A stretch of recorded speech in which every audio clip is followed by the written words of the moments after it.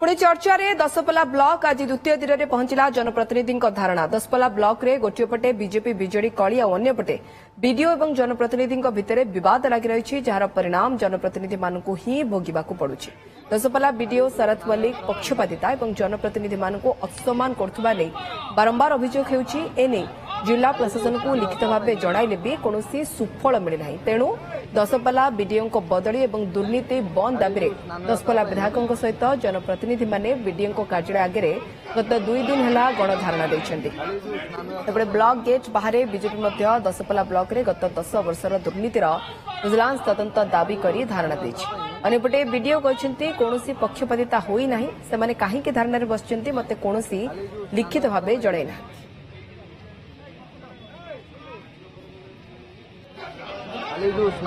दशपल्ला गोष्ठी उन्नयन अधिकारी श्रीयुत शरत मल्लिक आसिला दिन ठारू दशपल्ला ब्लॉक रे जो भली भाव में प्रत्येक मुहूर्त जो अगणतांत्रिक कार्यक्रम जनप्रतिनिधि मानकर कंठरोध करवा असम्मान करने भली कार्यकलाप एवं जो भली भाव में दुर्नीति एठी वृद्धि पाई विरुद्ध रे आज दशपल्ला ब्लॉक समस्त जनप्रतिनिधि सरपंच समिति सभ्य ठारू आरंभ कर जिला परिषद चेयरमैन भाइस चेयरमैन समस्ते आज एकत्रित होती से जो विरोध करके बसी तार प्रतिवाद आम बस जनता कल्याण बसचु कौन राजनैतिक प्रस्ताव आसिक आम बसी ना एटा लोक मैंने केमी सुरक्षित रे लोक मानकर जो ड्यू रही आगामी 10 वर्ष है गत 10 वर्ष है निज चेयर बारंबार बसिकी कौन कर विजिलेंस तदंत हो